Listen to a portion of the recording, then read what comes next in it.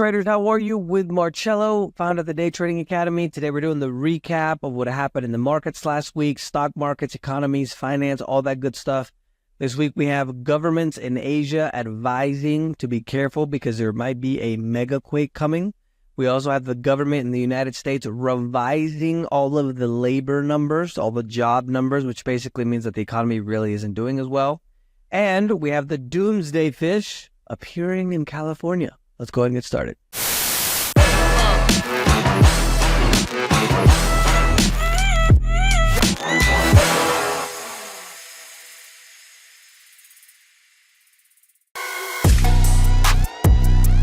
We did have the recent inflation data that came out. The CPI showed prices rose 2.9%, which was below the expected 3% that the Fed wanted. Remember that the Fed doesn't go out and kind of keep track of the groceries that have gone up, 50%, 100% for you and I. They look at numbers like the CPI that they concoct to kind of base on what to do with the economy and things like that. So according to their numbers, there's now more of an expectation that we're going to get a drop in the rates in September, which is an overall good thing for the economy, considering that you and I, consumers, people like you and I going out and spending money is almost 70% of the economy.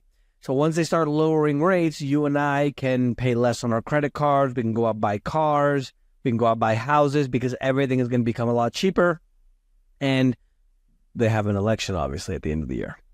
Markets were higher on Thursday. Also, the retail sales data was an unexpected higher number, which was 1% in July, meaning that consumers are still going out and spending money, as, for example, the credit card rates, the amount of credit card debt that we have in the United States is continuing to hit record numbers. Walmart also reported their earnings, which were solid, meaning that Walmart, which is the biggest retail company, meaning the biggest company that has stores in the world, especially the United States, showing good numbers means that the economy, the consumer, which is almost 70% of the economy, is doing pretty good. That's what, quote unquote, the numbers show. The markets in the United States, all positive. And the Communist Republic of Canada, they went up 3.18%. And some of the crazy conspiracy theory news. The Japan government is saying to prepare for a mega quake. Remember that the Japan is actually one of the places where they're in the Ring of Fire. If you guys don't know what that is, it's basically a picture, just a circle around the Pacific Rim of all the lands, meaning Japan down to the Philippines, to Indonesia, Australia, North Australia, New Zealand. Then it kind of crosses the ocean, hits Chile. Then it goes up all of South America, Peru, Colombia, all of Central America, Mexico. It gets to California, the whole Pacific coast of the U.S., Vancouver, all the way to Alaska. And so the Philippines, even, which is in that Ring of Fire as well, is also advising their citizens that they should prepare for a mega quake as well. And in California, what's called an oarfish, which is kind of known in indigenous tales and Indian tribes as a doomsday fish, basically came to the shore in South California. Just to give you an example, in 2011, before the 9.1 earthquake hit in Japan, 20 of these oarfish, what's the plural of that? Oarfishe, landed in the beaches there in Japan. So the theory, and this has no correlation, nothing of this stuff has been studied yet, but in my view, what is basically happening is, since they live in the bottom of the sea, if we're getting a lot of tectonic activity, there's a lot of lava, magma, and gases that are going to the bottom of the ocean. So that's why these fish kind of go up, because they die from the gases and the lava. Imagine you're in a house and you can't breathe. What are you going to do? You're going to try to go outside, right? The Canadian government has also issued an advice warning for citizens to prepare about a hypothetical new virus that could lead to food and fuel disruptions. I would believe the Communist Republic of Canada on that one. And the first time in history, 30-year-olds are not going to make more money than their parents. There was a study that was done by Harvard that found 90% of the children born in the 1940s grew up to make more than their parents by the age of 30.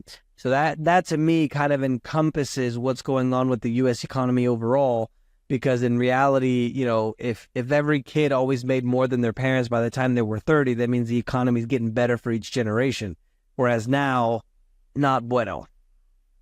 The mainstream media is absent about reporting dozens of record low temperatures across the Midwest and the United States. Over 50 cities had a record amount of cold, 40 and 50 degrees, literally right now in the middle of the summer.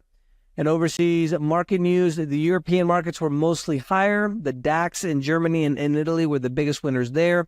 Latin American markets were mostly higher. The biggest market in Latin America, which was the Bovespa, went up over 2.50%. Africa and the Middle East was mixed, with Egypt being the biggest winner there. And in the far, far east, Asia, Australia, that whole area, we have the Nikkei being the biggest winner out of all the markets that were relatively positive. Not a whole lot of news in the crypto space outside of the fact that Bitcoin for the week was negative 1.82%, 59,000. It was hovering around 59,500 when I took the numbers. Obviously, that can change quite a bit because if you watch this video on Sunday or Monday or Tuesday or whenever you watch it, that can change quite a bit. So just keep that in mind. And commodities and energy, the crude markets both went down. Well, the international one went up just a little bit by 0.02%. But basically, there's a situation where there's a lot of economic numbers, especially coming out of China, that are not bueno. Things like iron ore, for example, which is a big material, industrial material that they use. The demand is down, the production is down. And other things as well. And the other thing is that we were expecting this kind of huge retaliation attack from Iran against Israel, and that hasn't materialized yet. And so that's part of the reason why the oil markets is relatively negative to stable so far for the week. Iron ore, the prices hit its lowest level since 2022 on the concerns of a lot more supply than demand. China's steelmaker crisis as well. They're having a big problem as they're starting to hoard a bunch of unused steel that they can't sell. And the futures market sank for the fourth day in Singapore. If you guys don't know, the CME in the United States in Chicago, the Chicago Mercantile Exchange, houses the majority of the futures. Futures being the majority of kind of raw materials, right? Things like oil and corn and all this kind of stuff. But there has been some movement outside in Singapore. That's where they do the iron ore futures. China is also the largest importer of seaborne iron ore and sets the tone for the global market. So remember, they're still the second largest economy in the world, and their production is down 9%, which means that overall the economy is not doing bueno. Gold topped 2,500 for the first time ever, another record high on hopes that the Fed is going to drop the interest rates in September. The reason that inverse relationship works is the fact that when they lower interest rates, the demand for the dollar goes down and everything that's priced in dollars goes up. So there's an inverse relationship. There's a little bit of an added bonus there where there's a situation where people are very concerned about the debt situation in the United States. So they're starting to flock to safe havens like gold, silver, Bitcoin, for example, as well. It's gone up quite a bit in the last 6 months. And so the people kind of flocking there as soon as they lower rates, and there's going to be another big jump in these markets. And that's part of the reason why I love silver. Gold for the week went up 3.16% to 2,508 with 70 cents, and silver went up 5.70% to 29.11. Financial and banking news, the U.S. records the second biggest July deficit in history. That's the federal debt.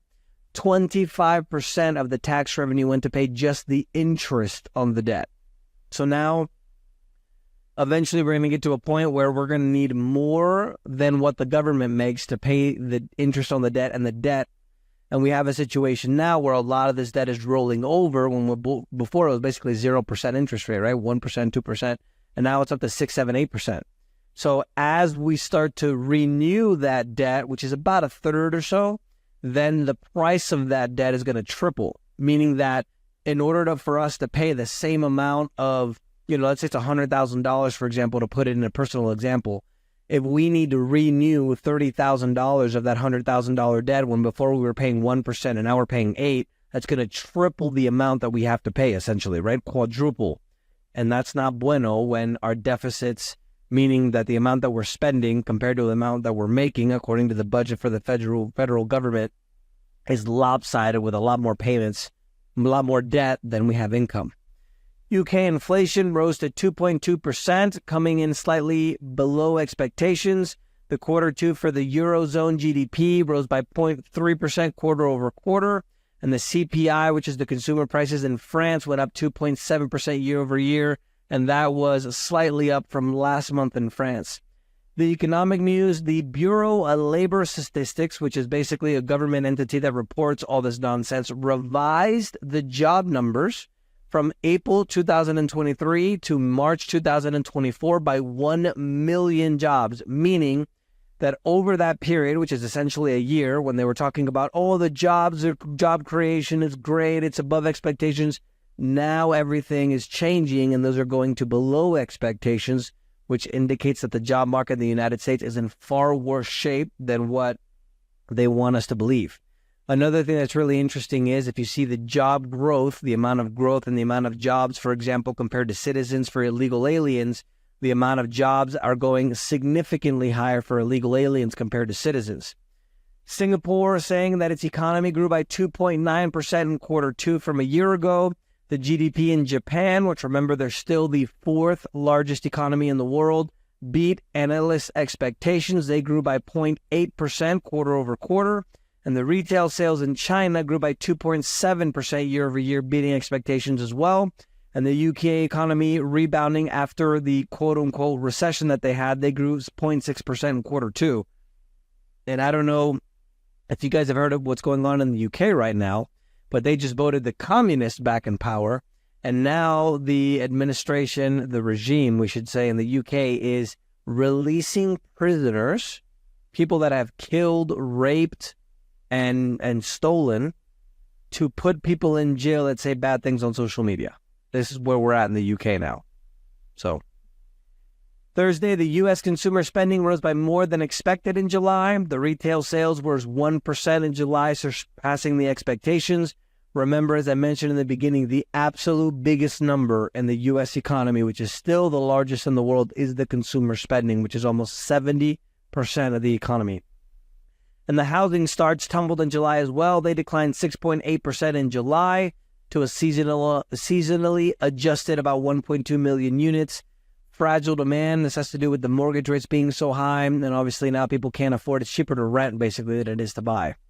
Corporate news, Subway, the sandwich chain, is calling a quote-unquote emergency meeting with its franchises after the sales plummet. 19,000 stores in North America. Their gross sales, one of the franchisees that they interviewed for the article said that gross sales were not even at 2012 levels, and the profit was 5 times before what it is today. And this is kind of another idea of what's happening with the consumer. I don't know if people are actually catching on that their food is atrocious. It's not really healthy, but maybe it's a little bit of both. Viasat, which is another satellite company, they collapsed over 22%. This is actually the lone company that's competing with Elon Musk's SpaceX, which obviously they're going to not do very well because SpaceX or Elon Musk is the man. There were some reports that major shareholders like pensions, for example, wanted to get out of the Viasat stock. Their stock so far this year is down 40%. And Walmart rose over 6% after they topped earnings, and they still expected growth in sales to rise by about 4 to 5% or so this coming year, or at the end of this year, I should say. And Starbucks also had great news. They poached the Chipotle CEO. Starbucks stock went up by quite a bit, while Chipotle stock went down by quite a bit. And it's a good thing for Starbucks because obviously they're not doing very well, and they're getting a man that supposedly has done extremely well with Chipotle and other places like Taco Bell as well. JetBlue had its worst day in its history. They collapsed over 20% on Monday after they reported that they were going to issue $3 billion in new debt. And Google, their shares fell over 2% after the Department of Justice, after saying that they illegally are managing a monopoly in search with Google. You might think about breaking up Google. So that means that Google Chrome and things like the Android operating system for mobile might be out of the hands of Google. H&R Block, their shares went up over 12% on Friday after fiscal full quarter four results topped estimates. They raised their dividends. They also authorized a $1.5 billion buyback. The stock is up over 33% so far this year. And in technology, Huawei, the huge Chinese conglomerate, they are introducing a new AI chip to the market to compete against NVIDIA. Remember that the United States still has sanctions against China, so they can't get their hands on these chips, and they're saying that they can compete with some of these chips that they have with NVIDIA. And in some of the international events, Greece's worst wildfire this year has spread into the suburbs of Athens. They're asking for the European Union for support. And obviously, we still have the Ukraine-Russia war going on. I don't give a lot of those news anymore because I just figured it's more of the same, right? It's like, oh, Russia attacked, oh, Ukraine attacked. Same thing with the Middle East. It's like, oh, Israel attacked, Iran attacked, Hezbollah, blah, blah. So let me know if you guys want more details on that. But I just figured unless, there was some overly different news, it's kind of much more of the same.